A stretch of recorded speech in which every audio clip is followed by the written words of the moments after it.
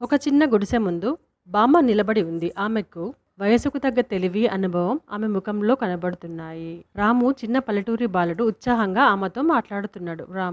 రాము, బామ్మ మన వాళ్ళంతా ధనికులు కావాలంటే ఏం చేయాలి అని అడుగుతున్నాడు. బామ్మ, ధనం అంటే ఎవరైనా సంపాదించగలిగేదే, కానీ నిజమైన సంపద ఎవరైనా గ్రహించలేరు అంటుంది.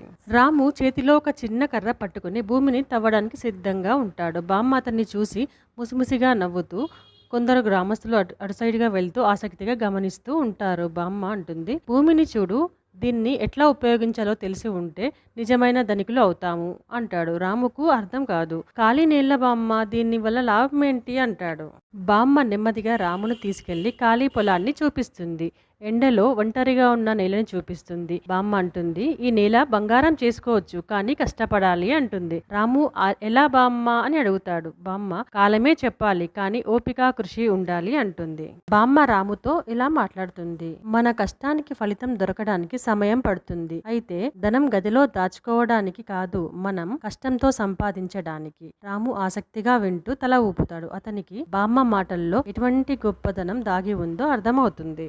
కొన్ని నెలల తర్వాత ఖాళీ నేల ఇప్పుడు పచ్చని చెరుకు తోటగా మారింది. రాము ఆశ్చర్యంగా చూస్తూ ఉంటాడు. బామ్మ, ఇదిగో రాము, మన కష్టానికి ప్రతిఫలం అంటుంది. రాము ఆనందంతో చూస్తూ తన చేతుల కష్టాన్ని గమనిస్తూ ఉంటాడు. రాము, బామ్మ, ఇప్పుడు మనకు అర్థమైంది, నిజమైన సంపద కష్టం, ఓపిక, సహనం.